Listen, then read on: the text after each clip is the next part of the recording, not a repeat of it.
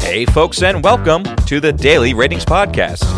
It's a show where each week we're going to be sitting down with Vincent Daly to get his thoughts on the latest movies he's been watching, both older films and new releases. And don't worry, there's no spoilers. Vince will give a brief review of the movie, share some thoughts, and of course, then rate the film. The daily ratings are always fair, honest, and most importantly, they're consistent. On today's show, Vince will be rating and reviewing. We have all 2024 films here, so we're starting with The Beast, directed by Bertrand Bonello. We then have We Live in Time by John Crowley, Juror number 2 by Clint Eastwood, and now the one film that is in theaters, Babygirl, directed by Helena Regine. So it is a catch-up episode, folks, trying to see some of those films that we did not see throughout the year. Let's see what Vincent Daly has to say about it. Stay tuned and enjoy the show.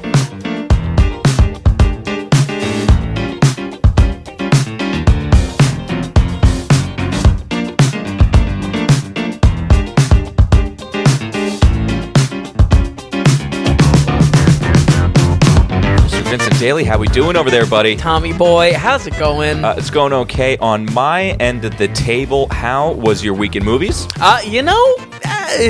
Not the best week, but it was a week that I for some reason, I really enjoyed writing the reviews. Oh, did you really? Yeah. Okay, that doesn't always go hand in hand. Yeah, I think there's just a lot of variety as far as the type of movies we were covering here. The Beast is a sci-fi. I actually don't know how to describe The Beast. So, it's something else. We had a PBS documentary done by Mr. Clint Eastwood and and then 2 romances. But yeah. What did you get done this week? So obviously we saw Babygirl together. Yeah. And then bright and early on a Sunday. That's right.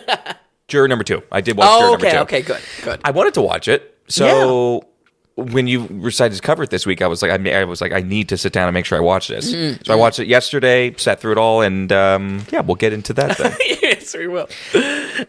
Other than that, it's catch up week number 1. Next week, we have another 4 films that we want to catch up on. Yes. And one of them is also pretty much new and in theaters, and that'll be The Brutalist. Yeah. The catch up weeks, definitely, there was almost too much to get to.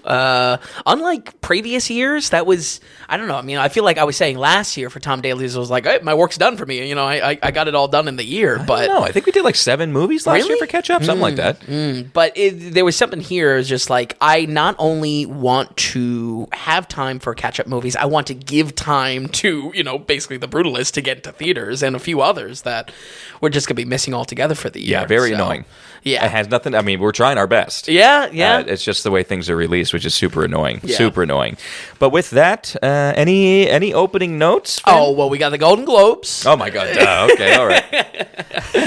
I know you said you just kind of like listened to it. I watched a recap, and then I actually wound up watching it just because I wanted to see some you did? of the Yeah, skipping the commercials, of course. Well, standouts as far as winners go, Brutalist took home 3, I believe. Yep. Amelia Perez took home 3. Big sweep. I think. Only one I was really actually happy about was Challengers won for Best Soundtrack, Trent Reznor and Atticus Ross, yeah. Which I was like, oh, yes.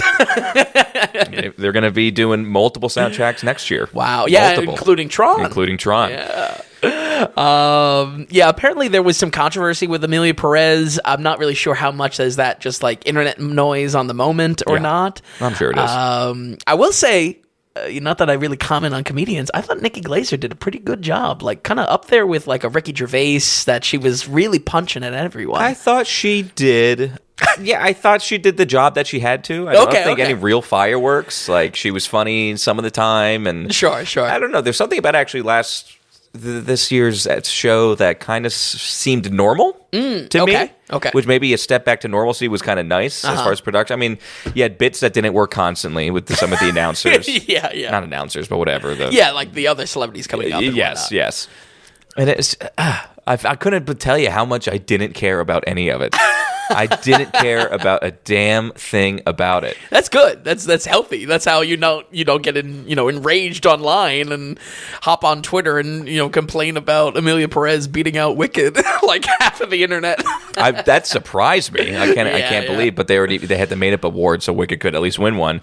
But You're so right. The made-up rewards, that is absolutely... Yeah, they started last year, so that Barbie could win. Success? Yeah. Oh, my God. But you know what? It's just like, I don't care about them, but it did seem like a little bit of a normal show. Sure. Just take it or leave it. Yeah, well, leave it. I could leave it. Yeah, I'm leaving It's it. left. I don't need to take it. We had the Tom Dailies in 2 weeks. I think it's a much more thought out and kind of representative of how maybe most people would think. I'm inclined to agree. But what I'm most happy about is Zoe Saldana got an award, which is cool. And cried her eyes out. That's okay. We're in Sony's corner, Zoe's corner. And then we also got, for some reason, we haven't watched The Brutalist yet. Like, we're seeing that together this weekend. Yep. But I'm happy it's getting buzz. Sure. Also annoyed that no one can see the movie and it's winning awards. Like, I can't tell you how annoyed I've been this year with kind of that, especially at the end of the year. Absolutely. But yeah. Absolutely. It's so ridiculous. But yeah, we'll see. We'll see who wins up at the Tom Dailies this year. That's in a exactly couple right. Weeks. I'm excited myself.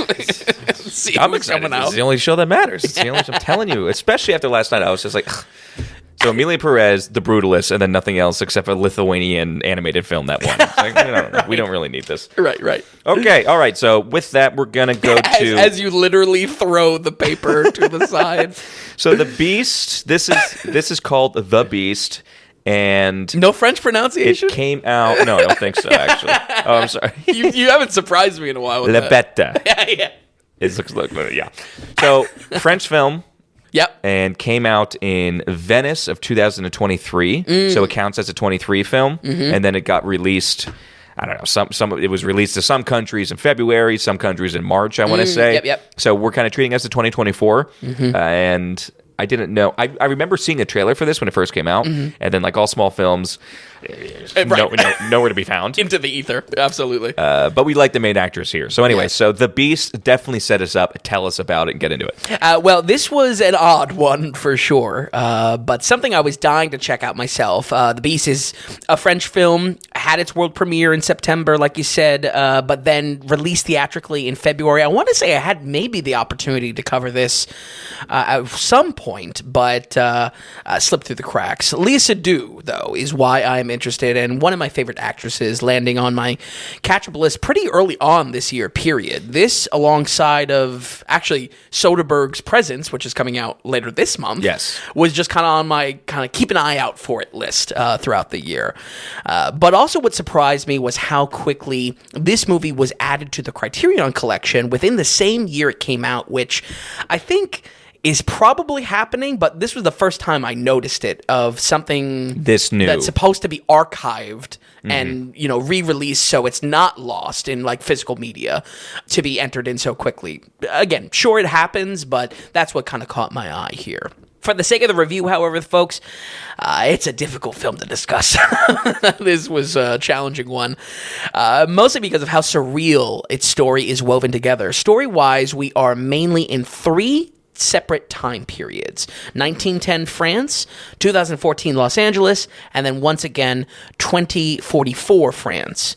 Léa Seydoux's character, Gabrielle, lives in the future where humanity has kind of reached a form of obsolescence due to AI, and in an attempt to increase her ability to work, she goes under a kind of an experimental procedure that dives into her DNA to process trauma of past lives. There are many similarities to each of the time periods, mainly kind of a fascination with dolls as a theme here, as well as a romantic encounter with George McKay pretty much each time. But the true tie between all of them is the Beast itself, a dark premonition that creeps in and consumes our characters even when nothing is wrong. You can probably tell from the description, the sci-fi implications here is what had me on the hook from the start. But speaking honestly, my brief summary is far more coherent than how the movie presents itself to the audience. It's really muddy. It's confusing. Okay. Yeah, it's a French confusing film. that probably could be a compilation on the site in itself, but it really is. I think why I wanted to, because I kind of debated for a second whether we should cover it, actually. But I wanted to cover it because I feel like this is a classic case that even though I may not be ecstatic about the film, I do like providing somewhat of a guardrail, training wheels to an experience that if this is for you, I can kind of introduce it in some way. No, absolutely. The framing of this kind of trauma wiping technology is pretty unclear, and while all the answers would have ruined the mood and atmosphere of the film, I didn't want it to be the Assassin's Creed games where it's so spelled out of we're jumping back in your previous lives and history. It was just a bit difficult to follow along with. Part of this is that both French and English are spoken interchangeably, and I'm just very unsure why we get the swaps when we do.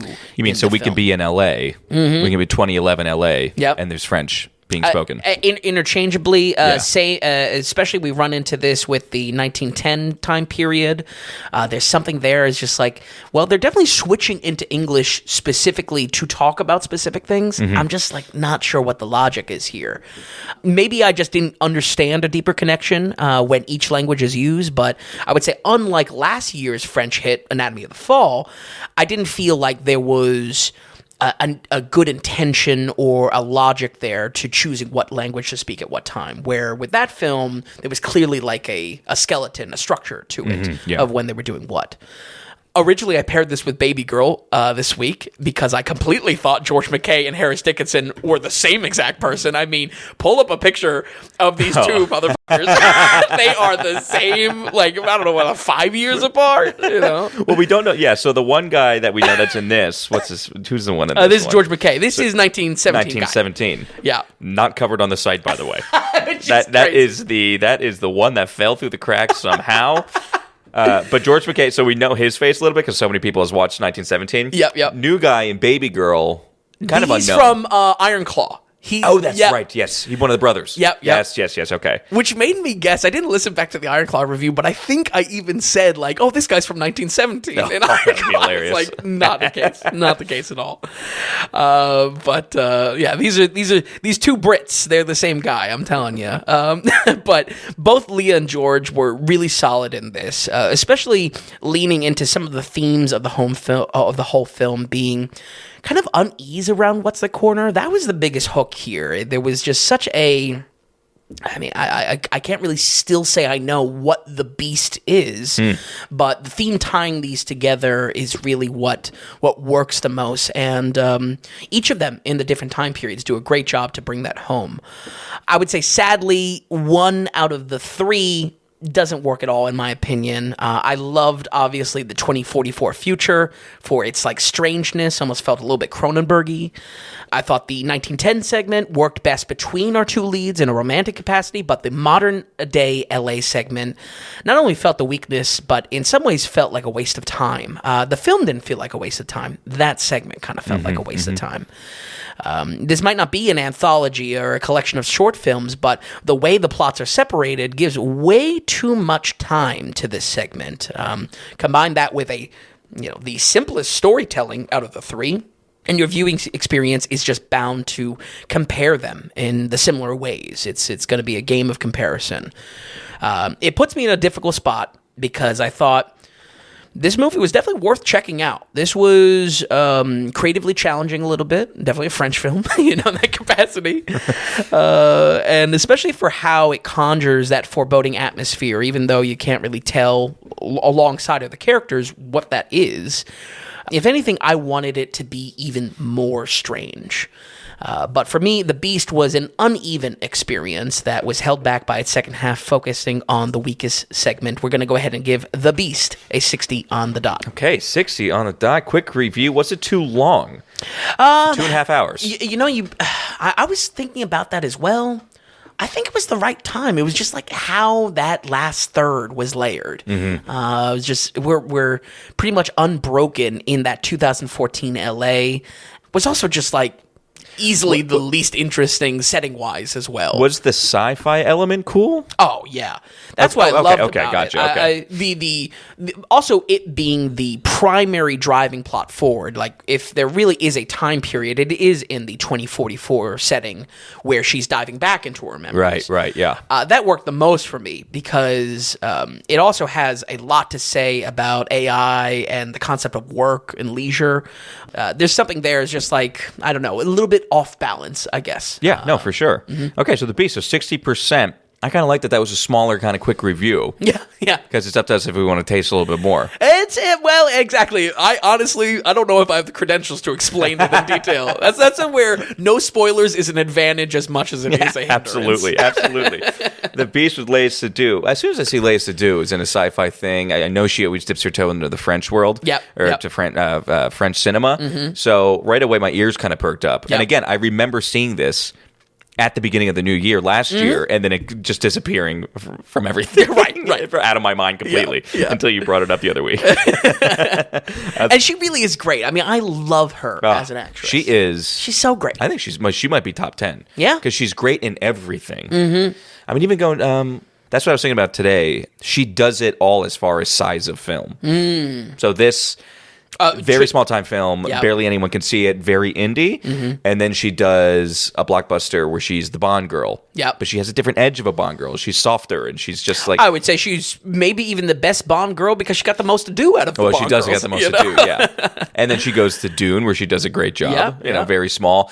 And then she's in not Wes Anderson. No, it was Wes Anderson. It was French Dispatch. It was French Dispatch, where she plays a big role and she's like... I don't know. She just crushes it in everything she does. I really agree. She has like a, I don't even know, just a realness about her. Like she just plays her characters very well. Absolutely. And there's just like, I don't know, there's something there that's relatable. I guess so, yeah, because I think you could easily describe her as elegant, but that elegant isn't like snooty and or she like is, up in the air kind of stuff. Excellent, yeah. Okay, well, we figured that one out. So this one is, we're going to do We Live in Time now. Yes. And then we'll do, okay, gotcha. Yeah. All right, so We Live in Time. This is directed by John Crowley. And we got a lot of romance this week. Yes, a lot of romance. Drama, whatever. Rom-drom? When do we know when We Live in Time came out? I want to say October, because I know I wanted to cover it within kind of the Halloween and then also working ahead for the special that we posted. So could you not find it? No, more so I could find it. I think it was a wide release. I just couldn't get the time to see it. Okay. Yes. Okay. So yeah, it came out in Toronto International Film Festival, September. So it probably did have a late September, early October release. At United Kingdom, it's opening up in January. Whoa. So it's just, Wait, this January or last year? This January. What? Well, same with Paddington 3 came out already in the UK. No way. Like a month ago. Oh, interesting. And we got to wait till next month to see Paddington 3. Very I mean, it's the most anticipated it really week is. for Dumpuary. It really is. Anyway, so this is featuring Florence Pugh, Your Girl. We have Andrew Garfield, none of our boys. And we have romance, drama, comedy-ish. But We Live in Time. Why don't you just set it up, and how was enjoyment? So I'm actually not sure how much award recognition this is going to get, but... Not much. It's pretty quiet. Yeah, which was surprising. I thought this was just being how it presents itself as a romance going to get some sort of recognition, but let me shout it at the rooftops. I love Florence Pugh. I really do. I think she's just so great. I mean, honestly, both her and Leia Seydoux would be in. That would be she tough is competition. Very good. Yeah. Although I don't like her. The funny thing is, they're both in Dune. I really don't like Pugh in Dune at all. Actually, right. Yeah. As far as like watching this, I just kind of expected this to get some buzz. It's not getting buzz, but being an A24 film, I still wanted to give it a check out. Our Irish director, John Crowley, is a newbie to us on the podcast, but has been working since all the way back to 2003. I haven't seen any of his films before, but probably the most notable being Brooklyn from 2015. I believe that I even got some Oscar buzz at the time. I can say I do like what he's done on the TV front. He's directed a few episodes of True Detective and Black Mirror, so he really has my attention after that. We Live in Time is one of those gut-wrenching romances that tries to tell the journey of a couple jumping around their history to tell the full story. I actually didn't write it down. I actually meant to, but this compared to Here, which we covered with Tom Hanks and Robin Wright, makes Here look even more like a joke as far as having a similar scope in what the story it wants to tell. We follow Almut and Tobias in a meet cute that probably should have ended in a lawsuit, to be honest. Instead, falling in love and starting a wonderful life together. Almut is played by Florence Pugh and is a competitive high-end chef. And Tobias, played by Andrew Garfield, is a timid, recently divorced man. That's really, I was struggling to come out. Like, how do I summarize him? He's divorced. That's it.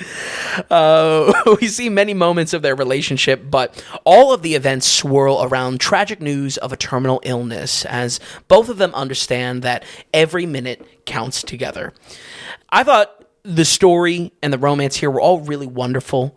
And believe me, I'll get to praising what works between Andrew Garfield and Florence Pugh in a minute. But the only thing that didn't work for me were the moments that it was trying to be overly funny. Like, it was really trying to be funny in a handful of scenes. So it is trying to be a rom-dram-com. Yes. Okay. And I feel like the com kind of sours the dram. Right. If you can follow along with that. It's just that, like, the heart-wrenching moments, the romance, that works really well. And I'm not saying the comedy felt like an afterthought or something like that, but it to me felt forced. Yeah, it felt like the director watched, and I'll mention this a little bit later, When Harry Met Sally, and was just like, oh, we need some more comedic beats in here. And the type of comedic beats that we get are just, I don't know, they're like physical gags. Like it just feels so awkward. Not subtle, and not intelligent. Yeah, and I think it's fine. They can be funny. I think one was kind of funny. They're like delivering some news to their daughter, but keep on getting interrupted by a waiter. But it was just like, I don't know, it did not feel right in the mix of everything this movie was doing well. I would say let the chemistry between our two leads speak for itself. You watch this movie or see these two on press circuit, and you will be anyone would be instantly charmed by them. I mean, I don't know what the story behind it was, but Andrew Garfield to one of the premieres brought a cutout of Florence Pugh for like the red carpet premiere. It's just like, that's funny. Cute. That's good. Yeah. Cute people. But there are just a handful of these times that go for, like I said, physical gags or just lean just a little bit too heavily into the comedy, and that it takes away what works so effortlessly for the story otherwise, I think. Performances for both our leads, though, is why this gets a recommendation from me. Even with Andrew Garfield dialing back his charisma for this specific character, he is extremely lovable and just makes a great pair with Florence Pugh. And frankly, that goes double for her, too. I think the trademark to Florence's acting is her ability to feel natural on screen or almost like a character actor that we don't really get that much on a female perspective. She's just her. And lets that kind of bleed into the character in a good way. She's another person that she seems very genuine. Maybe that's what I was looking for Leos to do. Very genuine with whatever she's trying to portray. Absolutely. In most of her stuff. I don't like her doing, but she does a great, she really is. She's very good at becoming the person and making it seem like that actually seems like a real person. Absolutely. I think you combine that with her kind of real love for cooking, along with the cooking in this role, and I thought she killed it. I thought both of these really killed it. And again, I'll say it for Juror 2, I'm surprised we're not getting award recognition performance-wise alone. This movie is the performances. There's nothing else. I guess the writing can be really good, and if it had a wit to it, that doesn't seem like maybe it was there. But it's just these two people having to hold the entire film up on their shoulders. Because it is just a romance drama thing, and that's what it is. Absolutely. Folks, I was really hoping to say that this would be the third film I cried to on the podcast, but no tears from me on this one. 2024 was a dry year. No crying. just anger, really.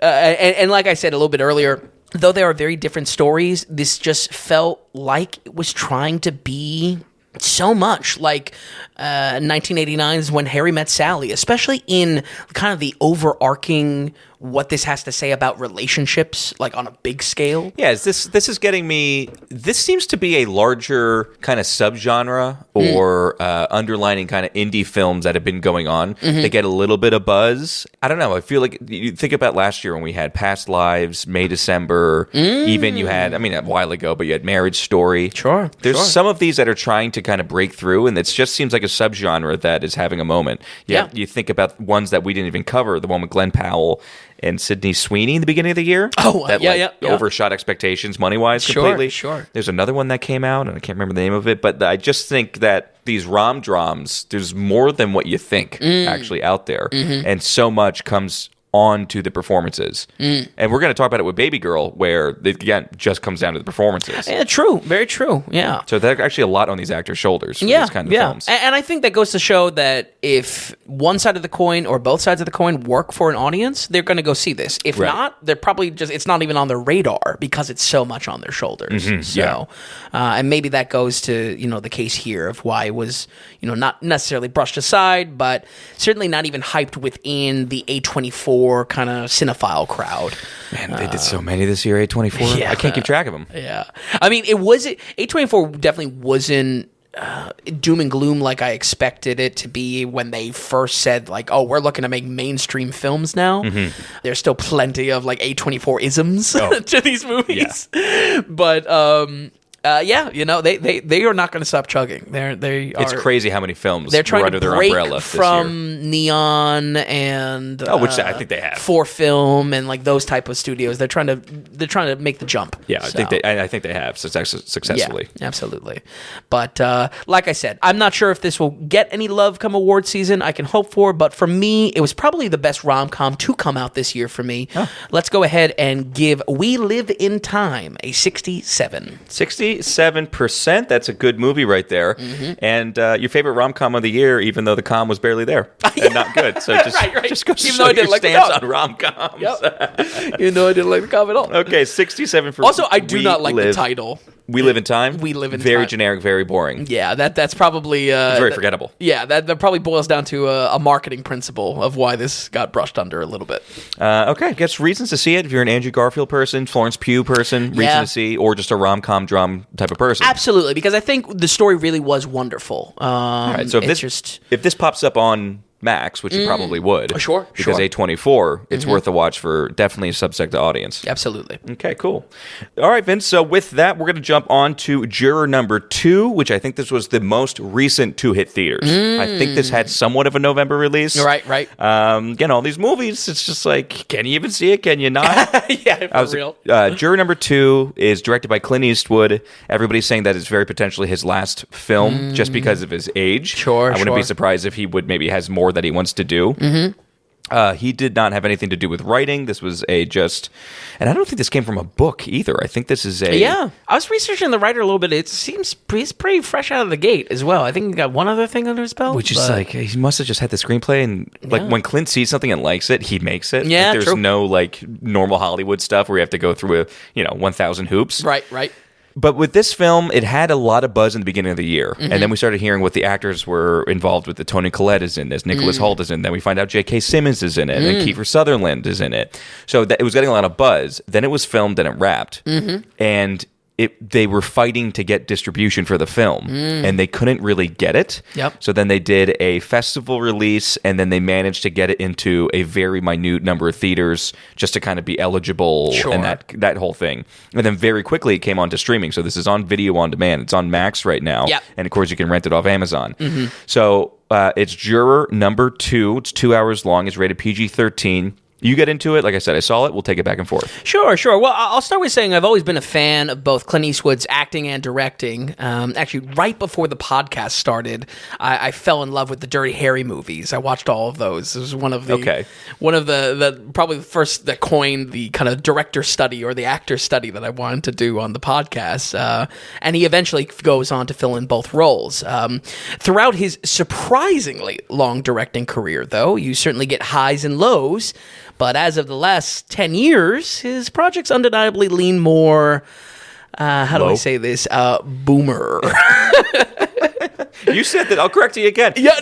Vin said this over the weekend. Where it's just like, Juror number 2 kind of felt. He was talking about, it just felt very boomer. And I'm just like, boomer. What is that? What are you talking about? I said, this is Silent Generation era. This boy is a Silent Generation kid. He's old. 1930 on the dot. Yeah, my ears perked up when you said that you were a fan of him acting and directing wise. Because if someone came up and asked me what you thought about Clint Eastwood, I would say you had some mostly negative for some reason. Oh, really? And maybe I'm thinking because what you think of him maybe in the past 20 years or so. Sure. Post Unforgiven. Yes. In directing, there's just it's a lot of it. I don't know. I'm rooting for him to direct another hit, but even look on the IMDb page. There's just a monochromatic blur of his movie posters, like over the last 10 years. It's just like these all blend together, you know. What was some of his last ones? The Mule. Yep. And American Sniper. Cry Macho. Yep. Bingo. Oh, that's right. Let's see. A lot of people would like American Sniper. Yeah, true. You were not a fan. I was not a fan. Fake baby. But right. I guess we'll cover that if he makes another one. I kind of bring this up because I would have loved to do a Clint Eastwood, director study. Yeah. $1 Million Baby, want to talk about the good, $1 Million Baby, I love that movie. Letters of Iwo Jima, great movie. These he has hits, but as of late, they all kind of blur and kind of seem to be directed towards one single demographic. Juror 2 is a hyper-realistic courtroom drama that aims to be a journey through the Georgia legal process and seems to be Eastwood's modern take on 12 Angry Men. Nicholas Hoult plays a normal husband with a pregnant wife, a bright future ahead, all while he tries to leave his past troubles with alcohol behind him. When called into a jury duty, his life is shattered when he discovers he might be a part of the crime he is assigned to convict. In a crisis of conscience, he faces a delicate balancing act. He may not want to wrongfully convict the man on trial, but he also needs to be careful of how much doubt he creates that could lead back to him. An ethical challenge for anyone, regardless of the crime, where the lessons of his sobriety will become top of mind once again. We are only as sick as our secrets. I would say this movie is just very, very plain. With the presentation at times feeling somewhat educational, especially when it comes to the detail of the jury process. One of the clear goals of the film is an accurate portrayal of the American courtroom system. And as someone that doesn't like the theatrics of courtroom dramas, not your thing. I felt like this could have been, a home run for me, perfect movie, but I think the pendulum swings just a bit too far to the other side, and at times felt like a TV movie, especially with how real events are flashed in the edit. Mm-hmm. Felt very, I don't know, I don't even watch whatever modern iteration of it, but like an NCIS, CSI, the way in the edit it flashed to the real moments. Sure, It's just like, oh, okay, I don't know what's going on here, Clint. Also, let us say, his directing style is one take and we're good. Yeah. He's very, I don't know, the polar opposite of like a Kubrick, and where it's like one take is never enough. And I think, I don't know if he's always been like this, but for decades now, mm-hmm. he's one take Clint. Yeah. And it really bothers some actors, like when Leonardo DiCaprio. J. Edgar Hoover. The Hoover movie, yeah. Mm-hmm. And as an actor, I would hate it, but he's a we'll fix it in post. It could be fixed in post. So if you don't get it on that shot, they'll just do some type of edit, or they'll do something, and it's just that. I think the plainness of his movies is just suffers completely because of this. That's the number one thing where he needs to change. It's not the writing. It's not maybe how he wants to shoot, or maybe how basic some of the things are. I think it comes down to how much just having such quick shots happen.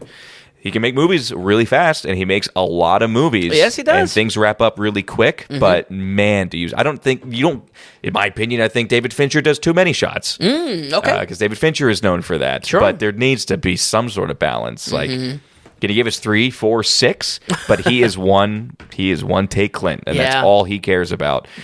And in that way, kind of like a Ridley Scott, where he's a machine, He is a machine.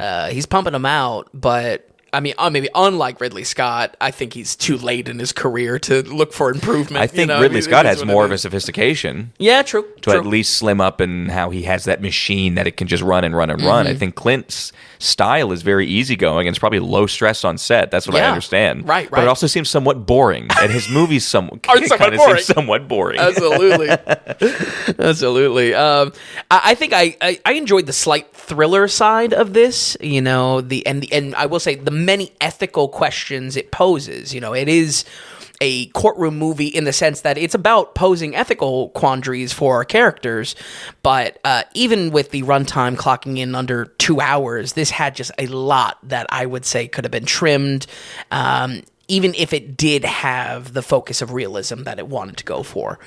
I like the realism, by the way. So I think I did too. It's just that it could have been done better. I mean, exactly. Look, if it was, I don't know, have Tarantino do a courtroom drama. Ooh, like I love seeing. But there's one thing we found out about ourselves is I like courtroom dramas and you don't. Sure. Yes. Like I don't know if there is going to be ever a courtroom drama for you. I feel like we've had a puddle of them. I mean, we've had a slight variety of them. Yeah. We covered 2 of them on birthday week. Right. Yep. And I think if we get hyper-realism, I love that. I want to see the jury process. But overall, where it goes or how it's acted or how it's written, there's just a blandness. There's a plainness to it. Yep. And I don't know if that's always the best way to define things. But this doesn't have a polish and I don't see great directorial vision in this film. Yep. You brought it up with it's almost like a PBS documentary. Yeah.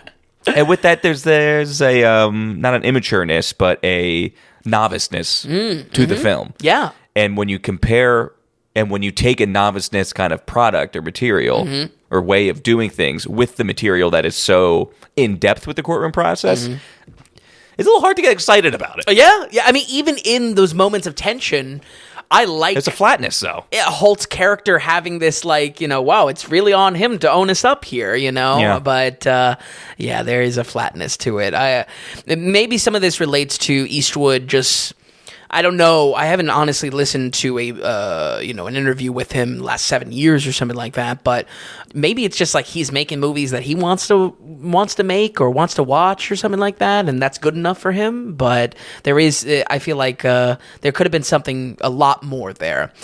The comparison to 12 Angry Men is no joke, though, because we are from the perspective of the jury throughout this entire process. For that reason, I'm honestly shocked this hasn't gotten hype for award season, just because there are just so many. It's so much on the performances once again.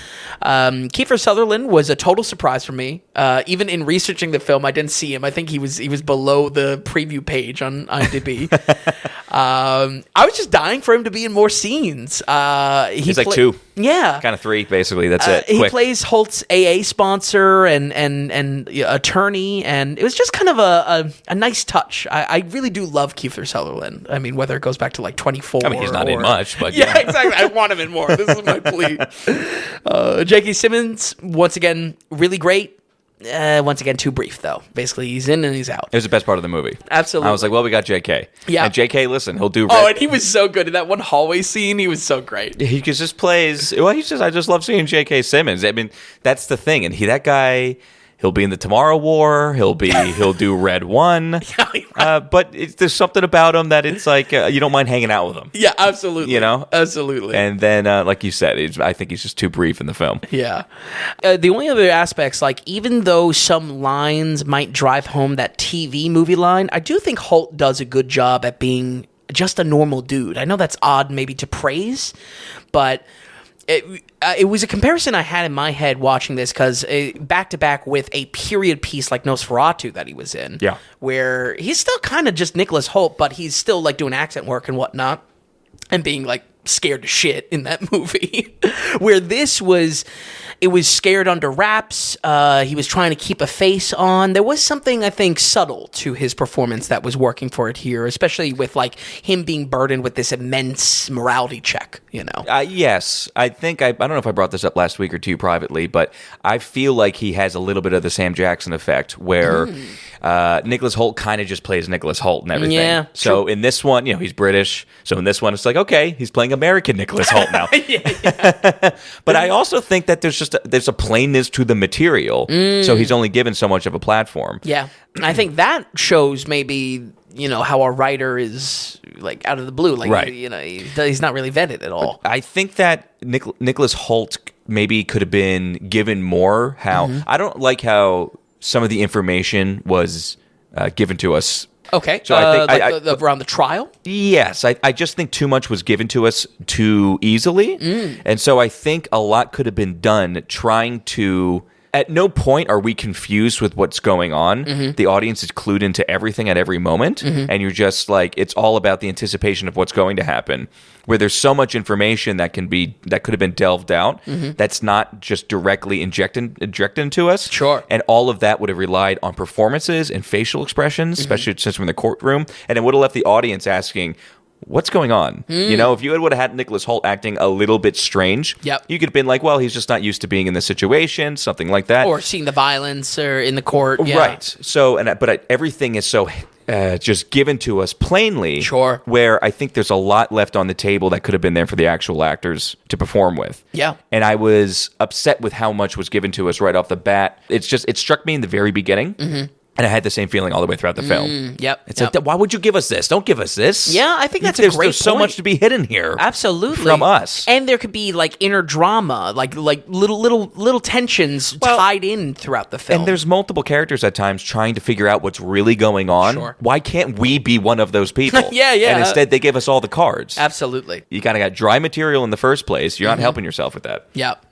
I think that's a great point. I think absolutely that could have gone a long way as far as us kind of discovering this. Significantly better it could have made it. Yeah. Maybe a little bit harder to hook an audience as they're just starting to watch this, but much better by the end with it. Well, there's not real a hook. I don't feel like there was a big hook in this film.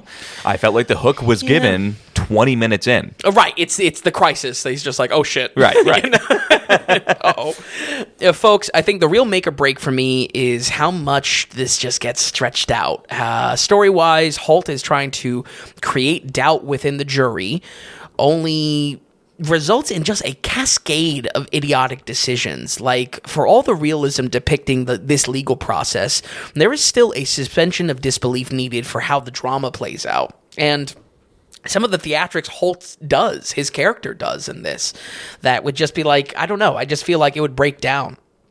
Meanwhile, the fluff in between are scenes painfully taking us through the step-by-step procedures of the court, and something that is, I would say, boring to the audience, but also doesn't help that the characters on screen are bored by it as well. There's a little bit of transference there. It's like, is anyone excited by Jury? No, so. I'll say I like procedural dramas. Yes, I like procedural. Yes, anything that gets into the weeds of anything. Sure. I think it literally could take any type of genre or any type of industry. Yep. And get into the weeds on it. It's like I'm there. Okay. I get that. The acting. I thought the acting in this was a little bit too. High school play. Right. Okay. Generic. It's just, there were so many things just not helping the movie. Yeah. And part of it was the genericness of the writing of these characters and then the acting of them out. The whole time. I mean, for 2/3 of this movie, I'm just like, oh my God, would you stop trying to be 12 Angry Men? You're not 12 Angry Men. So true. The amount of times I said that. Be your own movie, please. Yeah. For real. But yeah, I think it still gets a slight recommendation from me because I was able to appreciate some of the goals of the film. But even without being a huge fan of courtroom dramas, I think there are just many alternative recommendations that come top of mind way before I would recommend watching this specifically. We're going to go ahead and give Juror 2 a 54. 54, so just a notch above that 50% there. Yep. I'm right there with you. Definitely not going to give it a score.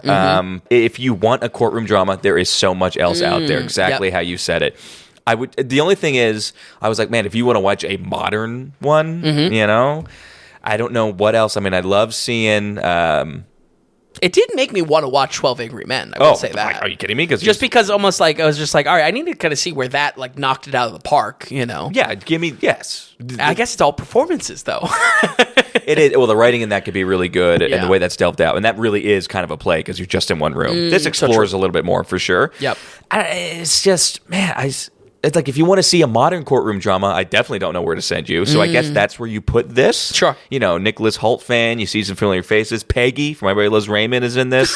She plays the judge. Nice call out. But otherwise, it's like there is just so much out there. I think we covered two of them. If you want to watch a good, I mean, The Verdict gets into the courtroom stuff. Loved it. And then when we did, what was Anatomy of a Murder? Yep. That also gets into the weeds of the courtroom. Absolutely. Like you're really in the courtroom a lot, where The Verdict does a lot of the back, behind the scenes, like outside of the courtroom kind of work that needs to go into it. Yep. Two excellent movies I would watch before this. Yeah, absolutely. And then if you want this, 12 Angry Men is your option. Yeah. So it's just kind of that. It is. It's The real question would be, what are, besides 12 Angry Men, good courtroom dramas that are from the juror perspective? Well, How about the redo of 12 Angry Men in the 90s? Oh, is there one? Which George C. Scott is in it. No way! And Jack Lemmon, I think. That's the real disappointment in 2024. Not enough George C. Scott. All right, so juror number 2, 54%. I'll just say I'm right there with you. Yeah, okay. How I was saying is flat. The whole thing is kind of flat. That's what this score represents. yeah, for real. But we'll see what Clint does. We'll see. We'll see, yeah. I was a little hyped Certainly for not this wishing film. for death. So. I was, wishing for a little bit more with this film. Yeah. Once when first of all, once when it couldn't pick up distribution, that was this is a mule situation. Or this is a Coppola situation. So I started to tamper down my expectations, but I wanted a little bit of edge to this, and it didn't have much edge. Okay, but we're going to go to our last film here, but actually before that, Finn, we have a big thanks. We have a producer and a first-time producer of this episode, donating in $100. Whoa! For the first time, we have Adam Howell. Wow. Came in, donated $100. No note, no nothing. Wow. I'll say as always, Adam, if you have something you want to say, something you want to ask, it could be anything. Make sure to email us. Our email is tom.vin@thedailyratings.com. Get to us whenever you want. If you have something you want to say, and we'll give you the shout out, or we'll go through your note then on another episode. But thank you so much for donating $100, man. Yeah, that is huge, and more importantly, we're more than happy to give you some time if you want to write in at all or anything like that. Yeah. Like we've done with previous producers. Absolutely. You are executive producer, Adam, of episode 168. We thank you so much. $100, awesome. It's huge. And for anybody listening who doesn't know the spiel yet, or if you've been here for every episode, listen, we're producer supported. So just like Adam produced this episode, we are not advertise supported. We're not going to have any advertising on the podcast that we shove down your throat or on the website. We're not going to make you pay a certain amount like Patreon and we give you more extra content or anything like that. It's a value for value model. So are you finding what we're doing here valuable, the daily ratings? You're enjoying the podcast, you're using the website. We look at that as value in your pocket. Can you send us value back in our pocket? You go to thedailyratings.com, you go to the donations tab, and through your monetary support, through your donations, you show us kind of what value you're getting from what we're doing here, but you also become an actual producer. Because just like in Hollywood, when you financially support a project, you're a producer of the project. And that's how we're doing it here. So no matter whether you send in $10 or $100 or $1,000, big or small, it means the world to us. The reason why we're doing it this way is because everyone's got their own finances. $5 is a lot different to 10 different people, and $100 is different to 100 different people. So we leave it up to you to decide what value are you getting, and anything you can send our way, we just appreciate it. And when you become a producer, remember to send in your producer note. This can be questions, comments, critiques, suggestions. Treat it like an Ask Us Anything. Anything you have to say or ask, just email us at tom.vin@thedailyratings.com. That's our email address. Send us your note in when you donate, and we'll give you a big shout out here in the producer segment. Again, Adam, thank you so much for being executive producer. If anyone listening wants to be executive producer of episode 169, just head to thedailyratings.com. Again, we do have some set donations too, but there's a big value for value button there where it's whatever you want. All right, Vin, with that, let's go on to the film that is in theaters now, our new release. Oh, this boy. This is Babygirl. Oh, girl. And Babygirl. This has our girl, not girl in it, Nicole Kidman. Yeah, more like arch enemy. And the only thing I'll say, I don't know what the rules are, or I don't know if AMC broke the contract or she's done with the AMC promos, but it was very funny that this was the first film I saw in years in AMC that didn't have the Nicole Kidman AMC promo, but it was for a Nicole Kidman film. Yep. So it's almost like, we can't hit him with both. People are going to walk out. The film is 2 hours long. It's rated R. You jump into it, and then I'll pick it up. I don't know, wherever I want. Yeah. Well, it's a dirty movie. If seeing Nicole Kidman before every movie at AMC wasn't enough, I was not expecting to hear her have a fake orgasm before Tom was done eating his popcorn. And that's what was my first notes too. I'm not sure if the contract's up with her, or are we going to get a remixed one, or what? But we'll see if she's part of AMC after the projects this year. She was also in Nicole Kidman was in a huge amount of stuff this year, incling Lioness. That I didn't even realize. She was in Lioness. Yeah, which is I praise that show. Yeah, and that had Nicole Kidman in it. Yeah. So it's an all right show. No, I do think Nicole Kidman's a good actress, and great even in some roles, like her role specifically in Eyes Wide Shut and stuff like that. Really iconic. This, it's something else. While the 11 a.m. crowd of mothers in the theater might say otherwise, I actually did consider myself to be in the demographic for this. And it's because of our writer-director, Helena Regin. Flashback to the first year of the podcast, and Tom Daly's for that matter, and you will remember the self-aware whodunit bodies, surprising me as, one of my really favorites of that year. I mean, 2022, not the strongest movie year, but I still very much look fondly back on that. That was an exciting movie doing something very new. Walking into this, I was hoping for a similar kind of subtext woven into the film, something smart woven into the film, even if the characters themselves might not understand it, like in the case with Bodies. But it's important to note that while Helena has written in the past, and for this project, that subtle intellect of her previous work was something she was only directing for, and I think a little bit of the disconnect here. I'm still rooting for her.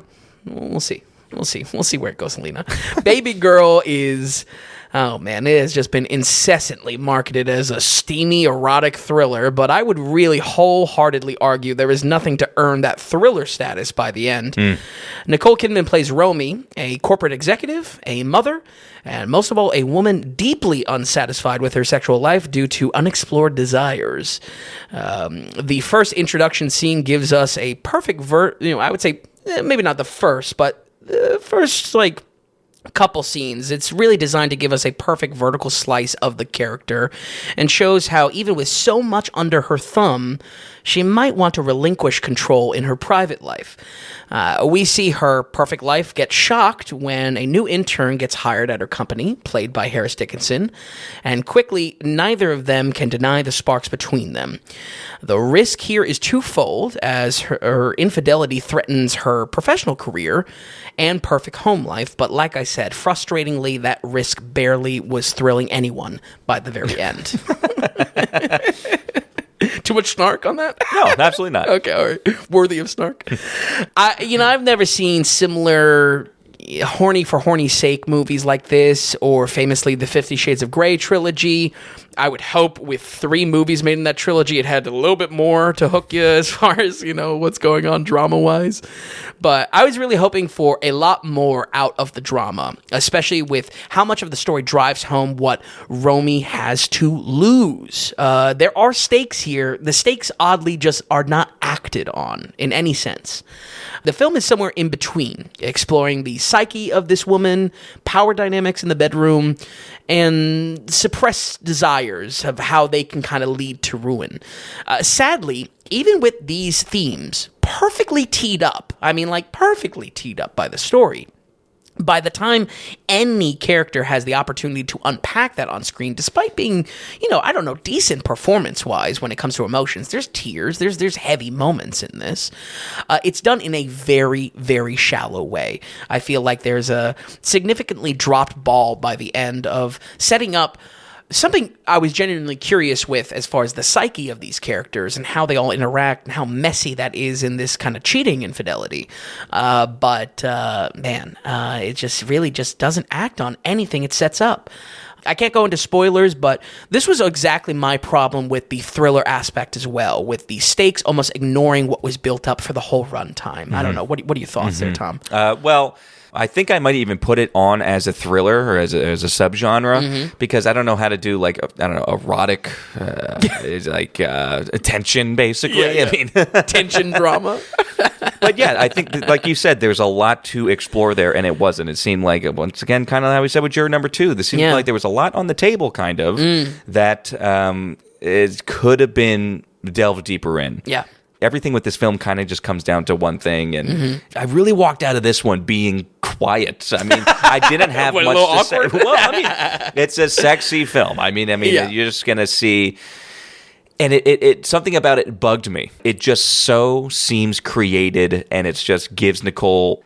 Would you say it's exploitive? I mean, obviously, no, I don't. We're beyond the days of she's just another actress. Show your breast on screen kind of stuff, but like there is something there. Is just like I don't know if the deeper psychological meaning isn't there or explored. It is just sex for sex sake. Yeah, it is, and it's a festival film, and it's like a platform for not Kate Winslet, for Nicole Kidman to prove how bold she is, and how strong she is, and at an actress at her age, what she's able to do for the craft, and putting her body out there via kind of Demi Moore in The Substance. Sure, that's a great example. Compare this to Demi Moore. Demi Moore kills it. That's pushing it. But there's also more to work with. This is all about the sex. This is just about the sex. Because of that, the story's kind of shit. And there's not much to it. I was thinking this week, for whatever reason, I was like, okay, if I had these two, Nicole Kidman and Harris Dickinson, and I had to interview them about this film, everything would just come down to sex questions. Oh, did you guys talk beforehand of how you're going to do the choreography of the sex? Was it awkward? Did you feel like you needed to almost like self-medicate beforehand? Or did you need to have a couple glasses of wine beforehand? Or, Nicole, what was your choice? How much breast did you want to show? Not the film is so much about sex and nothing about else. That's all that it's just all it is. Sure. That's what I'm saying. It's just like good for her. She did it. She's going to be lauded for. Or lauded, is that the proper word? Yeah, absolutely. Praise for it. It's getting very good critical praise, and I think it comes down to just like look at what Nicole Kidman was able to do for her job in this. Sure. And it's so much weaker compared to where it could have gone a little bit. Absolutely. You really just have a morally bad person. Yeah. Who, if she just had better communication skills with her husband, Antonio Banderas. Oh, husband of the year, by the way. Everything would have been fine. Yeah. And I think by the end, it almost wants us to like her and be like, oh, she's awesome. Oh, yeah, look how she took control of things. And it's like, no, she's a very bad person. Yeah. And we're dealing with kind of just bad people. Now, to your point, if you're going to just have a softcore porn erotic movie. Right. There is sexual tension, and you can feel that. Sure. Everything comes down, much like what we talked about with We Live in Time. It's a movie that comes down to his performances. It does. And the guy, they do have this chemistry on screen that does work. Sure. He's a weirdo. His communication, like the way he communicates is odd. Yep. And then how she communicates, I'm finding is also kind of her acting style can be a little odd. But it works. The sexual tension that builds on screen is good. This is for a demographic. It just could have went so much deeper and more intelligent. Or just be it kind of, I think it masquerades as a character study of this executive that is in like a sexual awakening. But again, there's specific moments where it's like, okay, she's able to pour her heart out, but we're going to be able to really see this character without a mask on. We're going to be able to see really the psychology, the psyche at play here, and there's just nothing. It doesn't quite give you what you wanted. Yeah. And I think that depth would have done it for me, honestly. Yeah, but I could have dealt with a little bit more.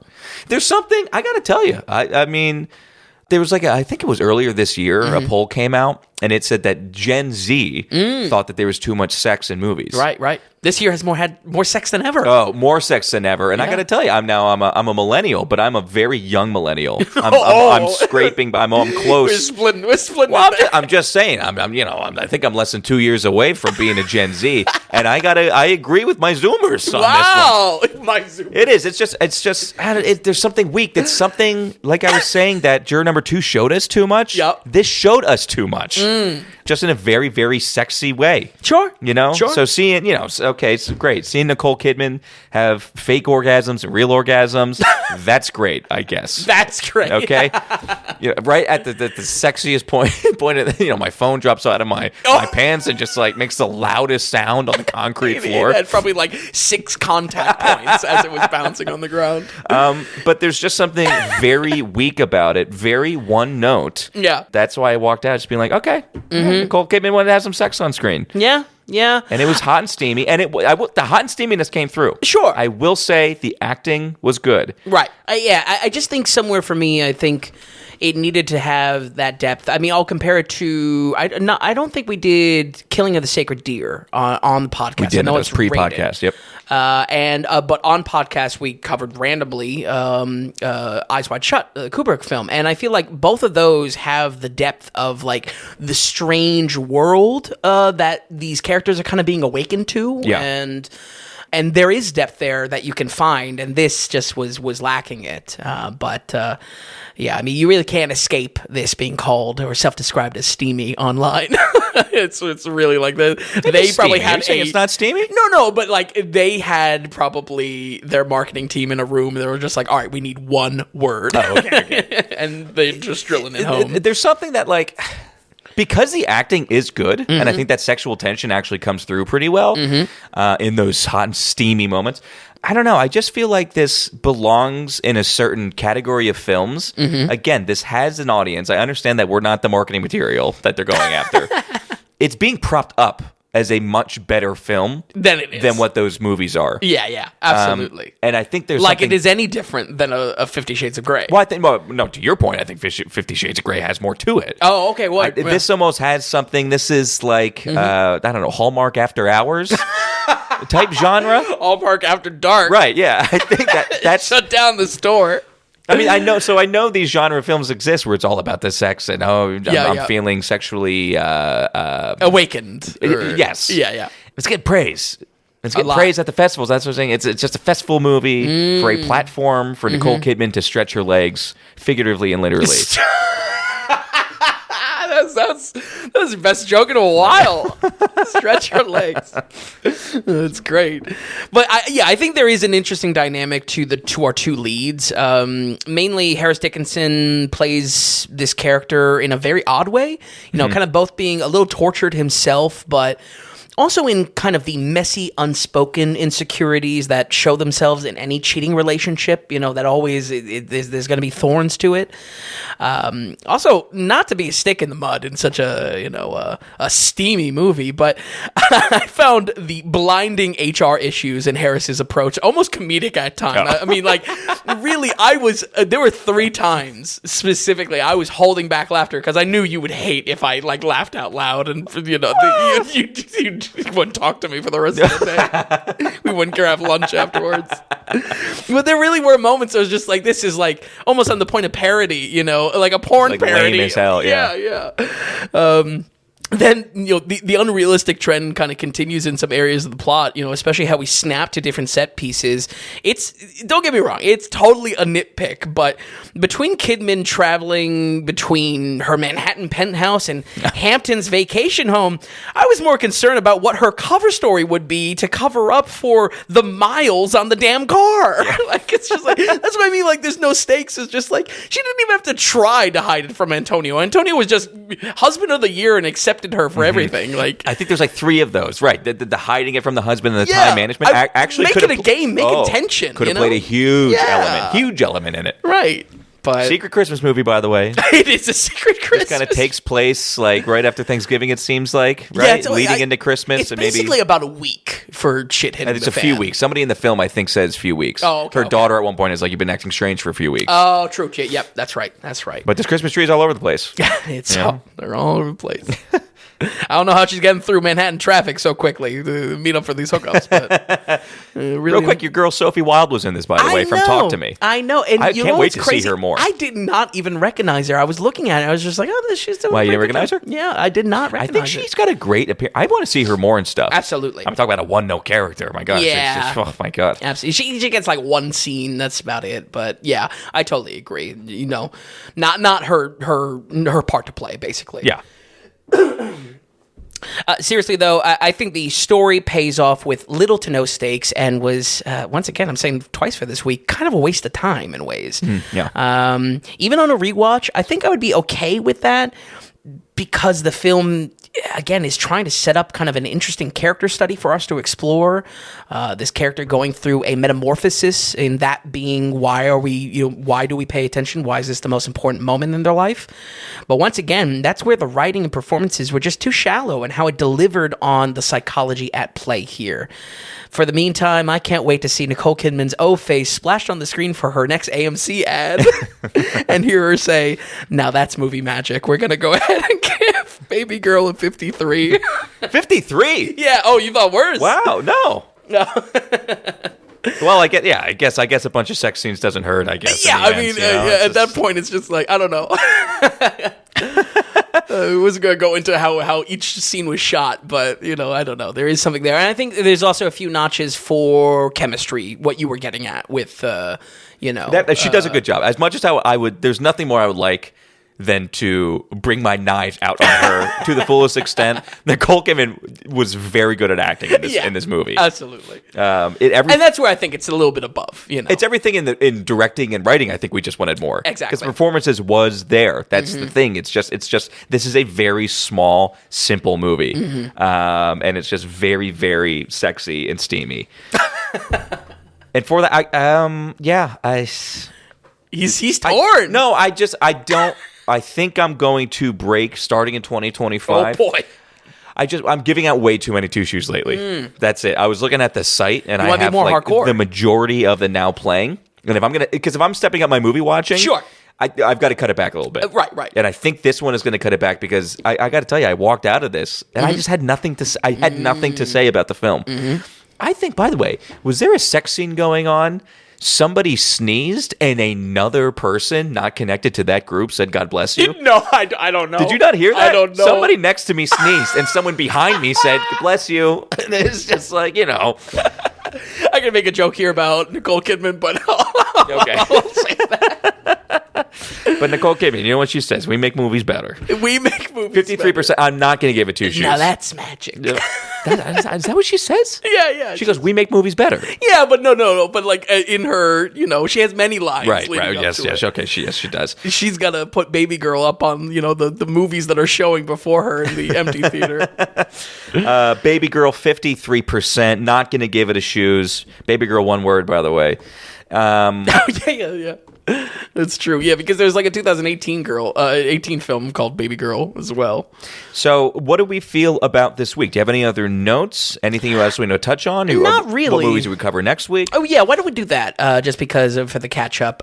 Primarily, the real movies I want to cover are A Real Pain. Congrats to Kieran Culkin for the win last night at the Golden Globes. Best supporting actor. Yep. And deserve it. I mean, like, I didn't realize how long he's been acting, more so than his brother, which I felt like he was on the coattails of his brother, back in the 90s. Yeah, no, I mean, but he's been, he deserves it. Yeah, absolutely. he's quite on the rise. I'm gonna try to tackle The Order, which was that KKK takedown film. Nicholas Hoult, 3 in a row. Oh my God, We're covering covering all three of his films this year. Apocalypse. Seemed kind of good. Jude Law, I believe, is a little bit of a disgruntled FBI agent, and then Nicholas Hoult, white supremacist, and it looks like it takes... I think one other, too. There's... there is definitely another actor in it. The setting looks cool. Yeah. It seems like it was shot on location in kind of, I don't know, not middle America-ish. Yeah, like backwoods kind of stuff. I'm more so curious for like why it got brushed aside so much. It's another one that did. Yeah, it was just kind of like, you'd think like, especially, I don't know, those type of like big crime takedown films. I don't know how I would even summarize it, but like those would just do well. You know what I mean? Those are the type of 90s films people like, There's something about this year. I don't know. It's just like the small films are really small this year. Yep. And then all of a sudden you have something like Amelia Perez come up, which elements you loved, elements you did not like at all, which seems to be getting an unusual amount of praise. Yeah, absolutely. A concerning amount of praise. As far as new releases, Hard Truths in the kind of Oscar buzz, technically that is coming out in movie theaters. I have not seen it for ticket pre-sale, so that might be a swap. And the big boy is The Brutalist. With a actual intermission in the film. I can't wait. It's 3.5 hours long. Yeah. So this is just a la Killers of the Flower Moon, but there is an intermission, which I think Martin Scorsese should have put in. So we're gonna see, and it's a PA movie. Oh yeah, you're so right. It's a PA movie. It is a PA movie. I'm very excited about it. Yeah. I don't know. It's getting some of that buzz. It's getting. It seems like it's a pretty solid movie, even though no one has seen it yet. Yeah, even though everyone thinks it's a good movie, but no one's actually seen it. Adrian Brody just won. It won 3 times at the Golden Globes. Yeah, absolutely. Okay, here we go. But anyway, yes. So that's our next week. That is our last catch-up episode then for 2024. And the week after that, we're wrapping up 2024 finally. We have the Big Tom Dailies. The only show that matters. That's right. Anything else, Vin? No, I think that's it. Okay. All right. Well, folks at home, we'll run it down one more time. So for today, we have The Beast with a 60%, We Live in Time with the 67%, Juror number 2, 54%, and Babygirl with the 53%. Also, just real quick, like we said, Babygirl in theaters, Juror number 2 on HBO Max. How was finding The Beast and We Live in Time? Both Amazon streaming, nowhere streaming free. But okay, VOD, video on demand. Yes. Very good. All right, Vin, thank you so much for stopping by here tonight. Folks at home, as always, we will see you next week on the Daily Ratings Podcast.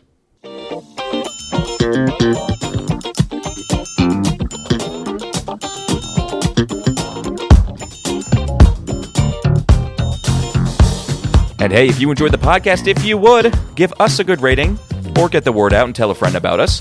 And just a reminder that the Daily Ratings is completely producer supported. We want to stay away from advertising, and we don't want to have any paywalls or tier structures or subscriptions. It's all just value for value. So, are you finding value in what we're doing here at the Daily Ratings? Then become a producer and donate whatever amount of value that is. Just go to the donations tab on thedailyratings.com. And while you're there, be sure to check out the massive amount of films that Vince has rated. So thanks so much, everybody. We'll see you next week on the Daily Ratings Podcast.